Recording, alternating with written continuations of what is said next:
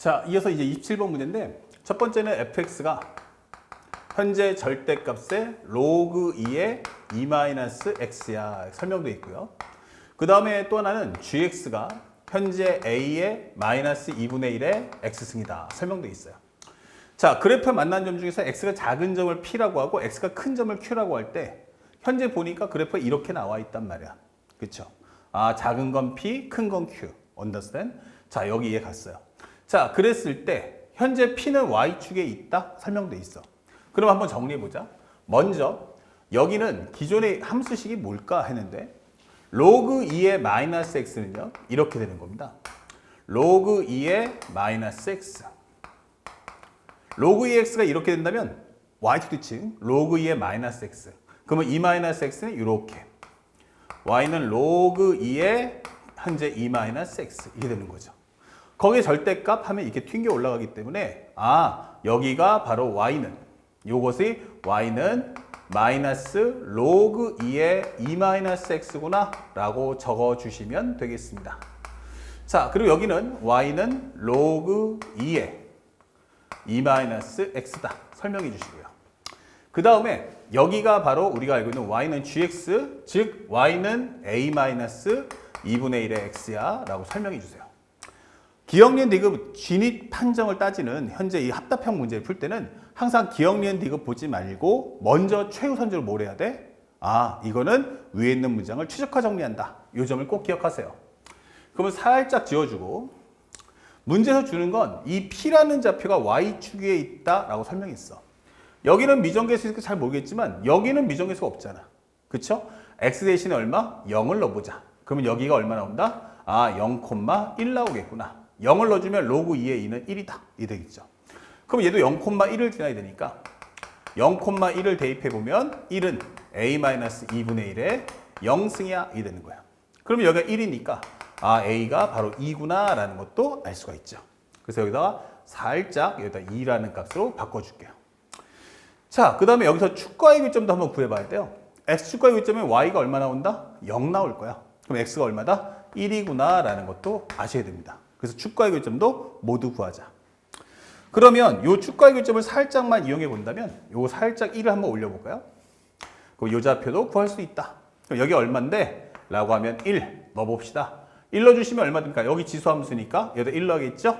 2 빼기 2분의 1. 즉 여기는 2분의 3이다 라는 좌표값도 우리가 구할 수 있다. 뭔가 기준선의 값이 돼줄 거야. 자, 여기까지 구했으면 이제 기억니은들 가볼게요. 기억번에서 뭐라고 했냐면 Q의 Y좌표는 무조건 2분의 3보다 커야 됩니다 라고 설명되어 있어요. Q의 Y좌표가 2분의 3보다 크다? 라고 했는데 생각해 보세요. 여기는 우리가 알고 있는 것처럼 로그 함수하고 지수 함수가 만나니까 여기를 구할 수는 없어요. 그렇죠? 하지만 여기를 얘랑 비교할 수 있지 않을까요?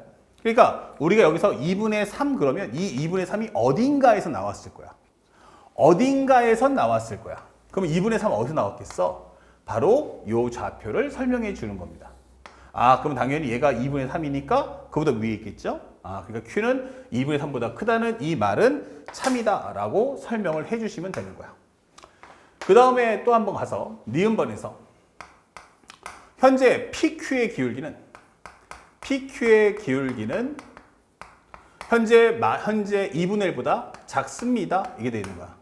근데 PQ의 기울기라는 건 요 좌표의 기울기를 얘기하는 거겠지? 요 기울기. 이렇게. 근데 여기 0,1인 건 알지만 여기는 모른단 말이에요. 이거 어떻게 구하라는 얘기야? 그쵸? 그러면서 또 한 번 나오는 게 요 2분의 1. 그러면 이 2분의 1은 어디서 나온 걸까? 라고 생각하는데 생각해보니 우리가 알고 있는 좌표가 바로 0,1과 그 다음에 1,2분의 3이라는 걸 알고 있어요. 그러면 요거 기울기 한번 만들어 볼까? 그럼 기울기는 얼마 나와? 그러면 1-0분의 2분의 3 마이너스 1이다. 아, 요거 해주면 1분의 2분의 1 바로 얘가 2분의 1이구나 이게 되는 거야. 자, 그러면 우리가 원하는 기울기가 있다? 2분의 1은 바로 요거야 요거야 이렇게 되는 거야. 이렇게. 그러면 우리가 보다시피 빨간색의 기울기는 노란색보다 가파르죠? 그러니까 얘가 2분의 1인 거야. 얘가 바로 기울기가 얼마? 2분의 1이다. 이렇게 되는 거야.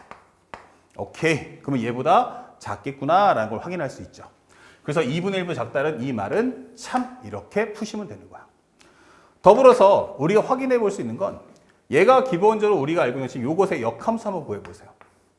역함수 하면 x는 2-2분의 1의 y승이에요.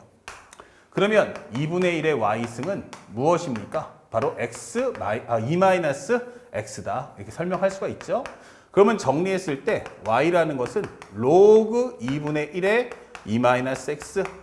다시 말하면 y는 로그 2의 마이너스 1승 2-x 이렇게 되는 거야. 그러면 현재 이 그래프의 이름하고 똑같네 이게 되는 거죠. 바로 얘하고 얘가 무슨 관계? 역함수 관계. 그러니까 우리는 y 콜 x 대칭이지요 이게 되는 거야. 그렇다면 요것에 대응되는 점을 하나 찍어보면 여기에 점을 찍을 수 있고요. 여기가 바로 2분의 3,1이구나 이걸 알 수 있죠. 그렇다면 우리도 알 수 있는 거 요 기울기도 하나 구할 수 있겠죠. 이렇게. 그럼 x가 몇 칸? 2분의 1, y는 1. 2분의 1분의 1. 다시 말하면 이 녀석의 기울기는 2다라는 걸 확인할 수가 있어요. 그러면 우리가 알 수 있는 이 PQ의 기울기, 요 점하고 1,0과 Q를 연결한 요 기울기는 얼마가 될까? 그럼 얘는 기울기가 2보다 크다. 이게 되는 거죠. 2보다 크다라는 것도 확보할 수 있다. 이게 되는 거예요. 자, 그런데 여기 상태 또 하나 우리 까먹으면 안 되는 거 있어요. 선생님이 수업 시간에 누누이 얘기했지만 지수로그 함수는 가지고 있어요. 지수로그 함수는 가지고 있는데 다른 함수는 없는 게 있어. 그게 지수로그 함수의 가장 큰 장점이겠지. 그 가장 큰 장점이 뭐야? 바로 지수로그 함수는 뭐 갖고 있다? 바로 점근선을 갖고 있다는 거야. 그러면 현재 이 좌표는 구할 수 없지만 이렇게 간다면 얘가 2-x니까 적어도 x가 2보다는 작아야 되잖아. 그러니까 여기가 x가 2라면 현재 요게 점근선이기 때문에 요 근은 2보다 조금 더 작은 쪽에 존재한다는 것도 확인할 수 있는 거예요. 자, 그래서 문제에서 뭘 물어봤냐면 디귿번. 현재 r이 현재 1,0이에요. r이 1,0에 대해서 직선 QR과 y는 gx가 만나는 모든 점들의 x좌표의 합은 -1보다 작다. 이게 되는 거예요. 자, 현재 이 직선 현재 우리가 직선 QR과 y 콜 gx의 교점. 이때 x좌표의 합은 얼마보다? 현재 -1보다 작다. 이게 설명되어 있는 거야. 자, 지금 우리가 포인트는 뭐냐면 나는 gx만 관심이 있다라고 했어요. 그러면 gx만? 오케이. 그러면 현재 우리가 알고 있는 y는 x를 하나 그려주고요. 현재 우리가 알고 있는 gx라는 그래프는 어떻게 생겼어요? 이렇게 생겼을 거예요.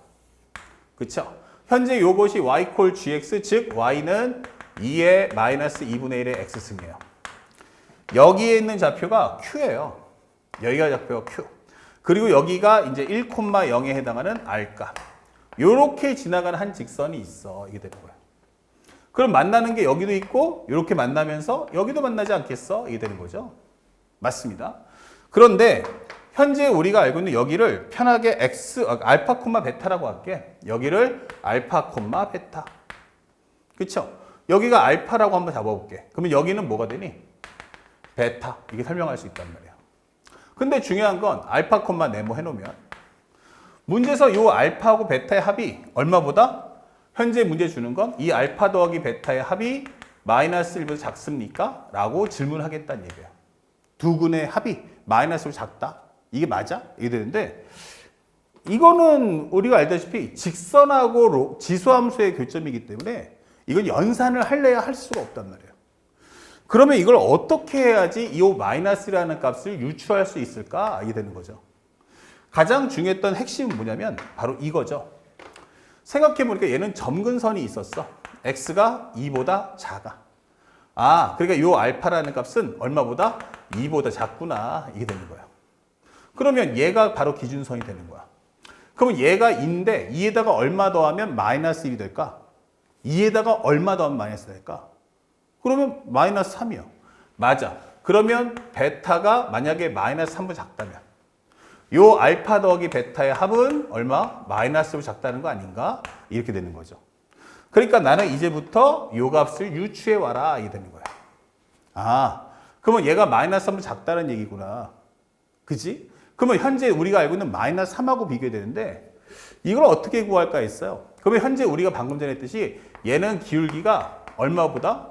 2보다 크다라는 걸 봤겠죠? 그렇죠? 그러면 우리가 알고 있는 건 뭐다? 아, y 콜 현재 k에 요 1,0 지나는 x-1이라고 하자. 이게 되는 거예요. 단 k가 2보다 커. 이게 되는 거죠. 그리고 우리가 원하는 건 여기서 x의 경계선은 누구? 마이너스 3하고 한번 비교해보자. 현재 x가 마이너스 3이면 어떻게 될까? y, 그럼 마이너스 3 넣어주면 마이너스 4k. 그럼 마이너스 4k라는 건 얼마보다? 마이너스 8보다 작을 거야. 이게 되는 거예요. 됐죠? 자, 그러면 현재 우리가 알고 있는 게 만약 현재 우리가 알고 있는 게 여기 값을 한번 계산해 봤는데 현재 직선과의 교점이죠. 여기가 얼마야? 했더니 만약에 마이너스 3이야. 일단 마이너스 3에 해당하는 값을 한번 구해봤어. 마이너스 3을 넣었더니 얼마 나왔어? 얘가 마이너스 3, 미안. 여기가 마이너스 3이 마이너스 3 넣어줘야겠죠? 마이너스 3 넣어봤어요. 이렇게. 마이너스 3 넣었을 때 여기가 얼마 나오니? 하면 마이너스 4K야. 이게 되는 거예요. 그러면 이때 중요한 게 직선이 요 마이너스 3 때 이 로 지수함수보다 밑에 있냐 크게 있느냐 그거거든요. 만약에 마이너스 3 넣었을 때 여기가 돼버리면 베타는 마이너스 3보다 작은 되겠죠. 그러니까 현재 이 함수하고 요 값하고 요 값이 누가 더 크냐의 싸움이 되는 거야.